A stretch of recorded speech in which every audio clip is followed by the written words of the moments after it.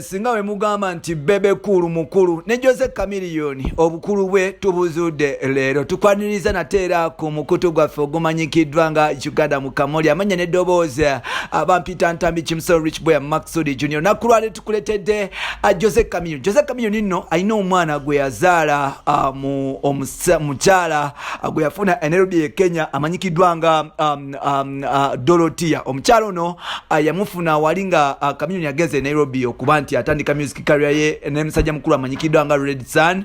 So Red Sun engeri gye baali nti bali ku course n'okuba nti batambula mu Kenya nga bakabi nnyo bagenda e Mombasa ne baba nti bafunamu kalifu. So Jose Chameleone bwatu yatandika okuba nti alaba omwana ono ne bagetinga so close naye atenga mu mwaka gwa 2000 Jose Chameleone yafunira hit e Kampala baali bonna n'omukyalo ono amanyikiddwa nga Dorothea. Mukuba nti abeera ne Dorothea Jose Chameleone begatta ne bazaala omwana amanyikiddwa nga Aira Onsesa Mayanja.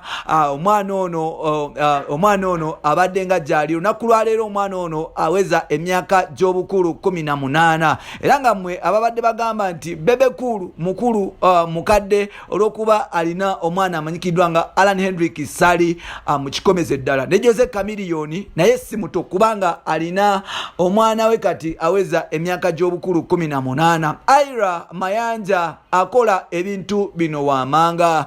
Aira Mayanja omwana wa Jose Chameleone gwe yazaala mu muzungu mu Belgium azanya photographer alimu art and design atenga n'ebyokuyimba agezaako naye nga ate passion ye eya music yagenda nga efa mpolampola oluvannyuma okuba nti mama we tebasobola kuba nti babeera so close ne tata we ne babeera nti like tebasobola kubeera so close ne tata we.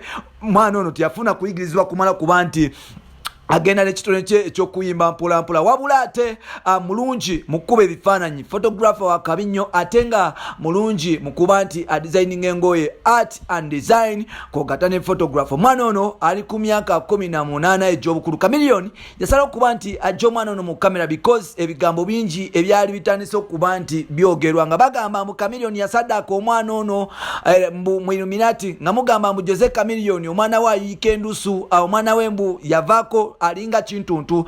Jose Chameleone we mwatandika okuba nti mwogerera ebyo ebigambo yasala okuba nti yasirika n'okuba nti yabavaako n'okuba nti yakyusa systems empolampola era nga yasazeho okuba nti akomyawo Aira Mayanja mu kamera nga wezeza emyaka gy'obukulu 18. Omwana ono mulungi mubalagavu toyinza agamba mu simwana wa Jose Chameleone because amufaananira ddala. Omwana ono bw'ogenda ku mikutu ejja Jose Chameleone ejja ku Instagram zonna yabadde like omwana ono yamutaddeyo bulungi kugatta naffe abantu tugenda kuba nti tukutusako ebifaananyi mpolampola olabe Aira bw'afaanana. Omwana ono oyinza okulowooza muwala wa Palaso oba wa Wizo because alina kifesitine ekinene ekya Wizo ne Palaso amatamatama ago. So n'olwekyo kikulagira ddala nti omukulu gwe bayita Dr. Jose Chameleone omwana wuwe now ng'awezeza emyaka gy'obukulu 18 gwe olowooza Jose Chameleone alina emyaka emeka? Atugamba mbu alina emyaka 4 ng'ate waliwo omuwala omulala amanyikiddwa nga Doreen alumiriza okuba nti muwala wa Jose Chameleone naye alina emyaka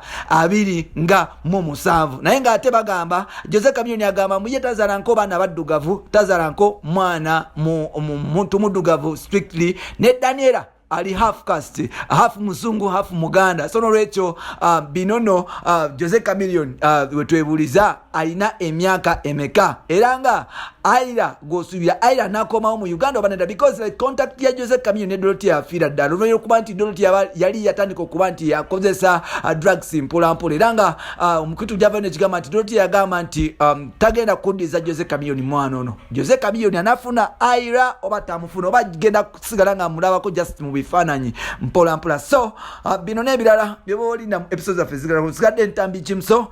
Subscribe tubeere nga tutambula ffenna mpolampola. Bye bye.